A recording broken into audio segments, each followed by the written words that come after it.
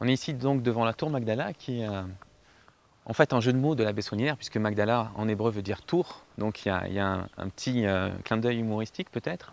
Et Magdala, c'est le nom de la ville en Terre Sainte d'où était originaire Marie-Madeleine, puisque Marie-Madeleine, c'est une déformation de Marie-Magdeleine, Marie de Magdala.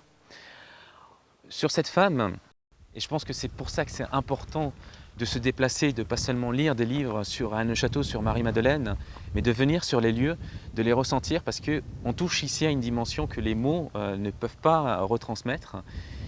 Et alors je parlais tout à l'heure de Rennes-le-Château-Phare, pour appeler les gens dans la région, et je parlais d'un port. Et le port, en quelque sorte, il est là-bas. C'est cette montagne que l'on voit, ou le secteur qui l'environne, le mont Cardon, puisque c'est là, très probablement, dans ce secteur, que reposent les restes de Marie-Madeleine, qui est arrivée en Gaule, comme je l'ai dit tout à l'heure, et aussi de Jésus.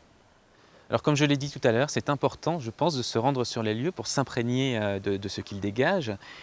Et donc je vous propose de nous accompagner jusque dans ce secteur que j'évoquais tout à l'heure, pour voir sur place ces lieux qui gardent un secret millénaire qui, je l'espère, va prochainement être révélé au monde.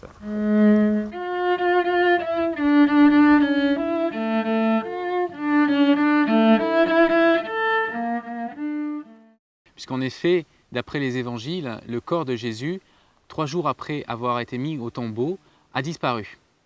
Cette disparition pose une question. Où est donc passé le corps de Jésus? L'Église a résolu cette question de manière assez simpliste en disant que Jésus était ressuscité d'entre les morts. Mais il est bien évident que d'un point de vue historique, cette vision des choses n'est pas recevable. Et d'ailleurs, elle a été contestée par un certain nombre de chrétiens dès l'Antiquité qui affirmaient que Jésus n'était pas ressuscité d'entre les morts, avait connu certes une résurrection, mais une résurrection spirituelle et non pas matérielle. Or, dans l'énigme de